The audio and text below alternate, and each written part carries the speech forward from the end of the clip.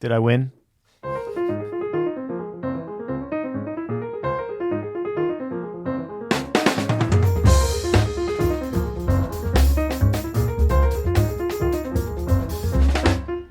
I'm Adam Maness. And I'm Peter Martin. And you're listening to the You'll Hear It podcast. Daily music advice coming at you. Coming at you in an altered state today. Altered state. I mean... Why are we in an altered state? Well, yes, we have been using drugs. No, I'm just kidding. No, we are... Hey. What the kids? Oh, right. The kids. Respect the kids. Your kids. We're in an altered state because we're talking about the altered scale. We are talking about the altered scale, but first we're talking about our sponsors. Open Studio. Our friends at Open Studio. So corny, man. Open Studio. Open the studio. Wow. Super excited about the new Jeff Keezer solo piano course. Oh, the new... I'm actually taking it. Are you really? I'm excited and ashamed to say I'm taking the course right now. I mean, the dude is one of the best solo pianists I've ever heard. I mean, he truly is. Like He is. Amazing at it. We're biased, but that's true also. So we can be biased and it can be truthful. It's like how my mom says I'm one of the most handsome men who's ever existed. I'm like, mothers you can never trust. Like, I know you're biased, but that's also truthful. Because they see themselves in us. That's what it is. Yeah. So go to openstudiojazz.com and check out Jeff Keezer. It's a mini course. Are we calling it a mini course? We kind of are. Yeah. Yeah, because it's on the shorter side, but there's a lot of information packed in There's a lot there. of information. Go to openstudiojazz.com, check it out for yourself. Yep. Elements of Solo Piano is what it's called. Well, today we are talking about the altered scale that explains that super ominous battle. It is an ominous sound, isn't it? It's a transitional sound. That's it's a transitional sound. It's a tense sound. We use it to create tension to be resolved. So let's talk a little bit about where... Sometimes I talk about people's mamas to get a sense of tension. This is like the mama joke of jazz. Actually, kind of is the mom joke. Before we talk about what the altered scale is most used for and how let's to talk about use what it. it's not. No, we can't. Well, let's talk about exactly what it is. So if we're in the key of C, bam, and we have we want to play a C altered, how one might play that scale. First, one would go to howleonard.com and purchase a scale. Oh my you goodness. don't need to do that. We're going to hook you up. Okay, so you're going to start on C. Yep. Okay. And then you're going to go... Good place to start. The way I like to think about it, and I think this is the way I learned it because I remember hearing it, but I didn't know the name of it, but it was like a diminished scale all the way up to here. Did you know that? Yeah, I could see that. Oh, now you see it. I just don't think about it like that. Well, so you know this will be good. I'm going to say the way I see it, and you're going to say, and then what it is for those of you but that it's not a diminished scale. It is not. It starts like a diminished scale, but that's kind of easy because it's got those same alterations that a diminished scale would have: flat 9, sharp 9, and the third. It's a major scale, if you will, dominant major scale. So you've got half step, whole step, half step, and then I actually like to think about it from that point on as a whole tone scale. Yeah, I see that too. Man, you're looking like you never thought about it this way, which is great because the cool thing about any scale is like pick the way that it makes sense to you. There's no one right way. We are not theory nerds here.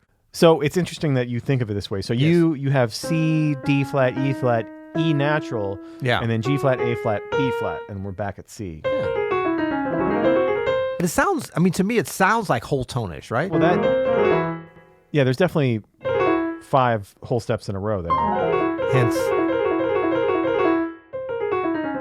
But so I don't think about it like this at all because it's Bet you will now. No, I will not because I've been thinking about it's going to haunt your dreams and nightmares. So it's part of the melodic minor system, correct? Part of the melodic minor system? Yeah, see, I never... no, I do hear it like that. You know when I hear it? You're talking about the half step up? Yeah. So D flat melodic minor is what it's derived from. It's the 7th degree of D flat melodic minor. But that's such a weird... I could never hear something in that way. But melodically, I'll definitely think about floating. Right. So this is how I'm thinking of that. So if I have a C7 alt with that D flat melodic minor, that could also be a G flat 7 Lydian dominant. Yeah. It totally. Same licks, like that same, especially the broken chords, right? Yep. Oh, that's so classical of you. Stumpelium. Was that a Morton or an inverted Morton? An inverted Morton? No, so, well, the point is here that there actually is several ways you could think about any scale, but this scale in particular, it seems like people have very different ways of locking it in. Yeah. And you and I even think about it differently. You know, you said you think about it as a half whole. A half whole diminished first, and then transitioning to a whole tone. It's half and half. Because if you think about a whole tone scale, I guess it was because I kind of had the sound and the feel for the whole tone scale before I really knew about the altered scale, even when I was messing with classical stuff. So I had that sound and shape locked in. Interesting. I'm very tactile. No, that's very cool. I'm a toucher. Very cool. Not in an inappropriate way. Just okay, so we know what it is, and we know a couple of different ways we could think about it. Yeah. Either that... Wait, can I finish saying the way I was hearing it? Why are you rushing me, man? Yeah, good. Come on, man. Yeah, good. Wow, okay. So the reason I'm saying is this is a third way to think about it. Whole tone coming down. Uh-huh. And then instead of you're subbing in 2 notes. So think about a whole tone scale, right? And then when you get to the D, instead of D, you're putting in D flat and D sharp. That's really weird to think about it like that, isn't it? That seems like a lot That's the way my mind works, man. I'm warped. Man. I'm warped. All to just get to a melodic minor sound.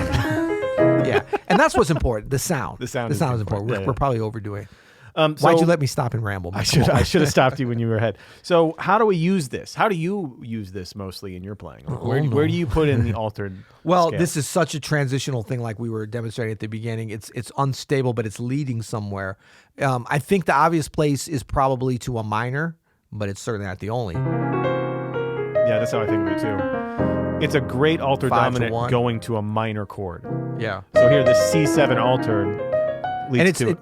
Yeah, sorry, go ahead. It could lead to an F minor. To an F minor, right. Yeah. And I think the thing you mentioned before about the G flat structurally being like the G flat 13 sharp 11. Yeah. Same thing. Slide down. Is it like an F minor 11 vibe? Totally. Now, you can use it to a major.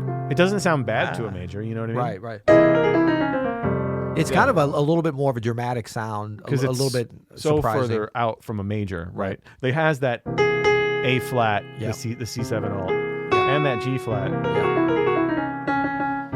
as opposed to like the half whole, which has an A natural, which is why that leads more, I think, comfortably to a major. Yeah, and so I think it's more usage if you want it to be a little bit unexpected or a little more of a traditional. One thing to think about with this scale in general is it's got more tension, I would say, again, depending on how you use it, but if everything else is kind of the same, I would say it has more tension leading to a major than a diminished half whole would be leading to a major. So in other words, if you've got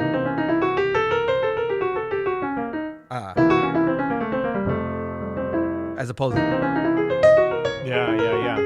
because you have less tones, you have less scale tones in common with the tonic that you're going to actually. That's right. Because you know, whereas the diminished has that what is that, the fifth becomes the ninth, but it's not in that,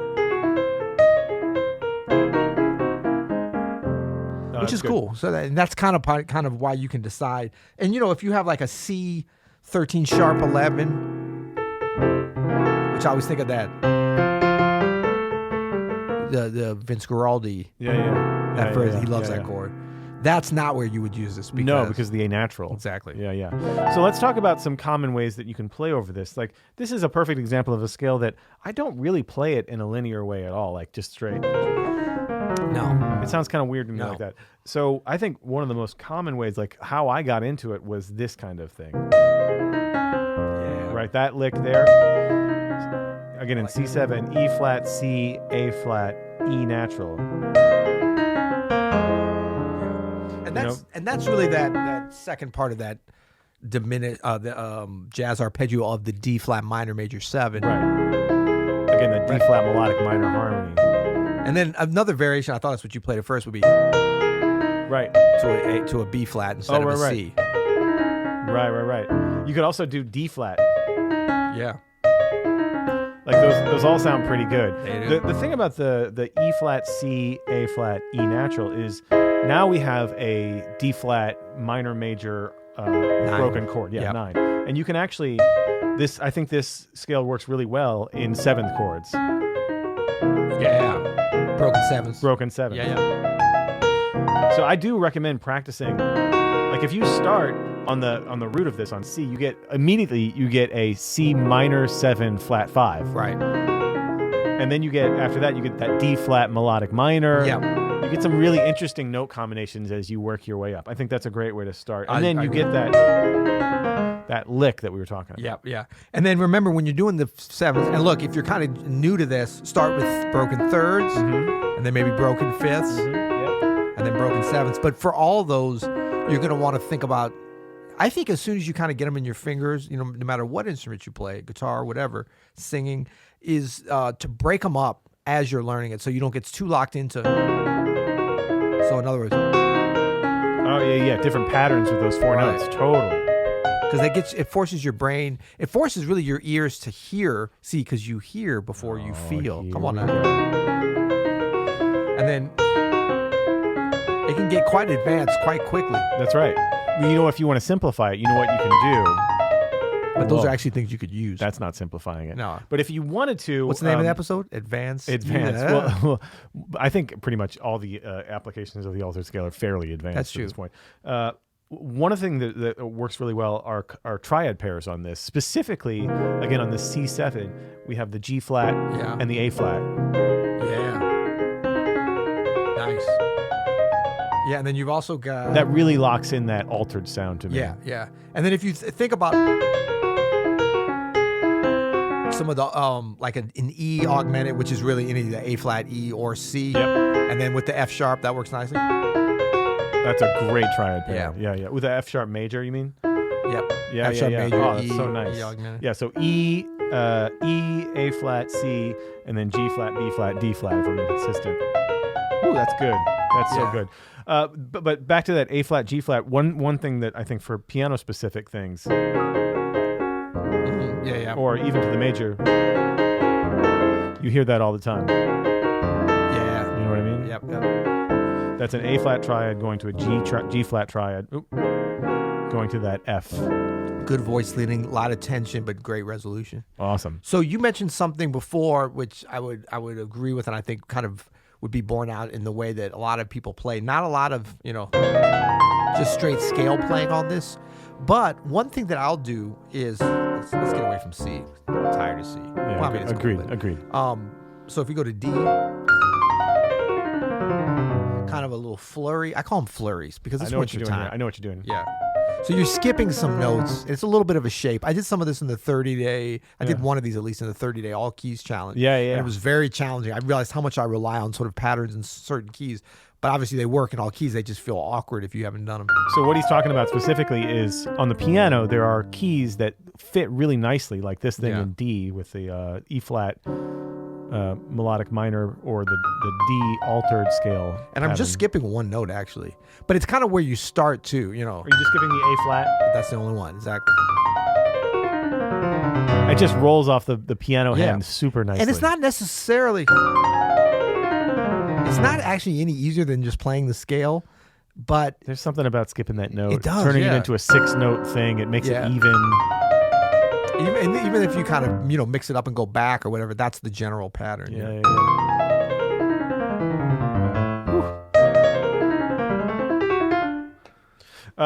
That's great. I will say just one more little thing to think about if we're sticking on D. Sorry. Shitting on my... If we're using this as a dominant chord to like a G minor or G major, one shape that works really well is going down that sort of E flat. You were just kind of playing it in your pattern because you skipped that A flat. But B flat, G flat, F, E flat, and then landing on that D. Or... Yeah, either one. I feel like that's something that comes up a lot. Good stuff. So, I like it. Yeah, great. Me likey.